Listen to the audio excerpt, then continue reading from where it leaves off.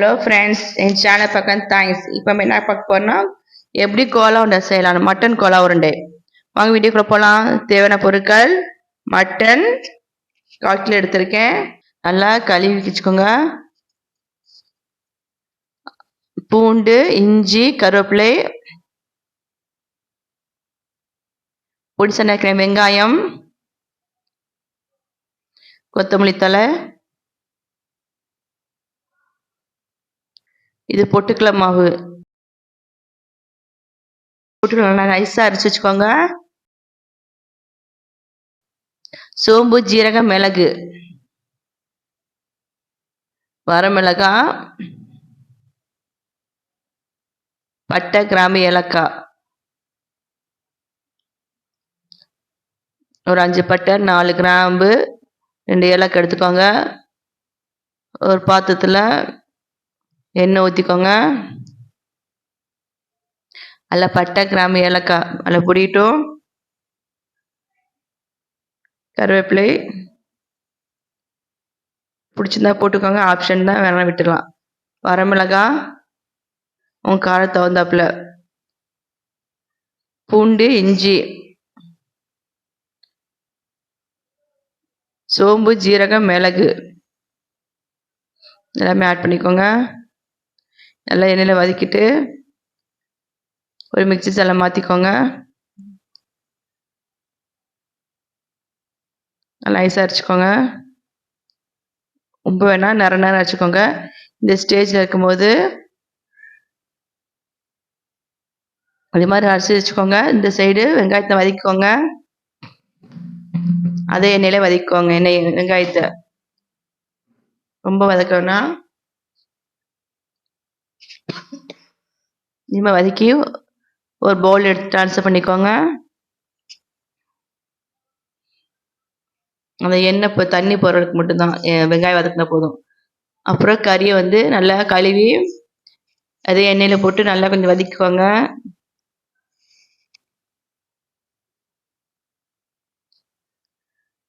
அந்த கறியிலே தண்ணி இருக்கும், அது தண்ணியே போதும். இதில் மிளகாத்தூள் 1 டீஸ்பூன், ஏற்கனவே மிளகாய் வரமிளகாய் போட்டிருக்க 3, நல்லா பார்த்து போட்டுக்கோங்க. மஞ்சத்தூள், மிளகாய்த்தூள், மஞ்சத்தூள், மல்லித்தூள் 1 டீஸ்பூன், மல்லித்தூள் 1 டீஸ்பூன், மிளகாய்த்தூள் 1/4 டீஸ்பூன், மஞ்சத்தூள் எல்லாம் போட்டு நல்லா வதக்கிக்கோங்க.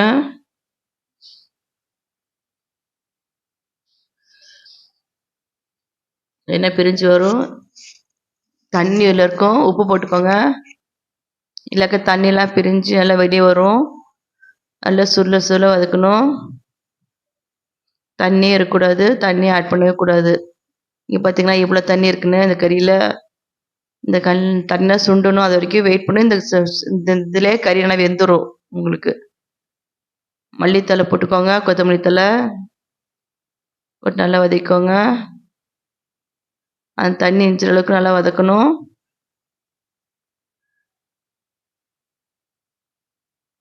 இன்னும் தண்ணி இருக்கு, வெயிட் பண்ணுங்க.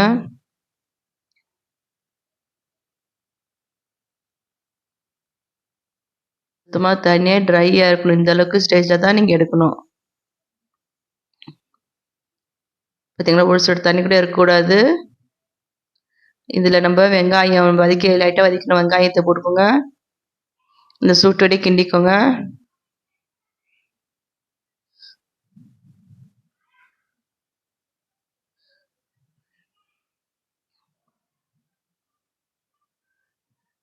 நல்லா வதக்கிவிட்டு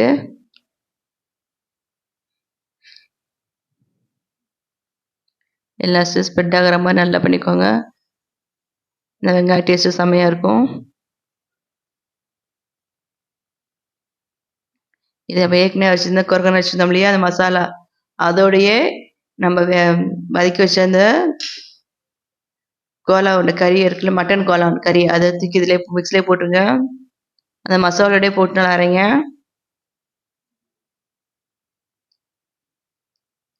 மசாலா நல்லா அரைச்சிக்கோங்க.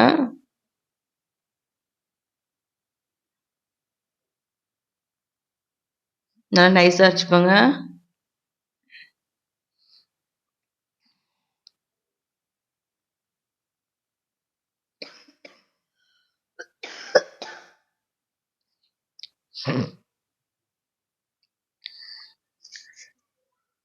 நைஸாக அரைச்சோடனே ஒரு பாத்திரத்தில் ட்ரான்ஸ்ஃபர் பண்ணிக்கோங்க. பார்த்தீங்கன்னா மசாலாவும் கறியும் ரெண்டுமே மிக்ஸ் ஆகிருக்கும். நம்ம ஏற்கனவே வச்சிருந்த பொட்டுக்கடலை மாவு அதை ஆட் பண்ணிக்கோங்க. ரொம்ப ஆட் பண்ணக்கூடாது. அந்த கறி பக்கம் நம்மளுக்கு பசையும் போது தெரியும். அந்த ஸ்டேஜுக்கு மட்டும் நீங்கள் ஆட் பண்ணால் போதும். நிறைய பொட்டுக்கடலை நிறைய போட வேணாம். அப்புறம் நான் அரை முட்டை எடுத்திருக்கேன். ஒரு முட்டை பீட் பண்ணியிருக்கேன். அதில் அரை மட்டும் ஊற்றினா போதும்.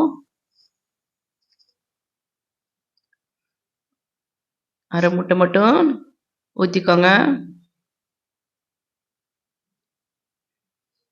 போட்டு நல்லா பிசைஞ்சுக்கோங்க. எல்லா ஸ்ப்ரெட் ஆகிற மாதிரி இந்த மசாலா, இந்த பொட்டுக்கடலை மாவு, முட்டை எல்லாம் பிசைஞ்சு எல்லாம் ஃபுல்லாக ஸ்ப்ரெட் ஆகி உள்ள நல்லா இருக்கணும். பாருங்க, இந்த ஸ்டேஜ் இருக்கணும். தண்ணி இருக்கக்கூடாது. நல்லா விட்டு கொஞ்சம் ஊறி வச்சுருங்க. நல்லா கொஞ்சம் இதாகட்டும்.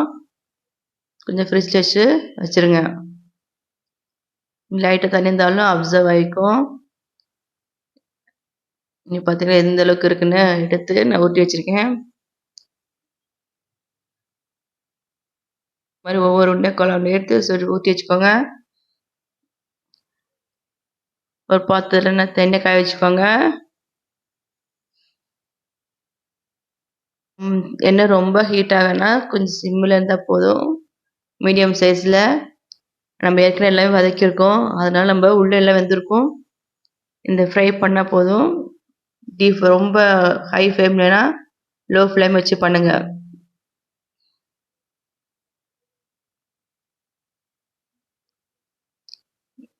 நல்லா ஃப்ரை ஆகிட்டு பார்த்தீங்களா, இது மாதிரி இருக்கணும். இந்த பொன்னிற ஸ்டேஜ் ரொம்ப நம்ம எடுக்கணும். இந்த ஸ்டேஜில் எடுக்கும் போது உருண்டை உடையக்கூடாது.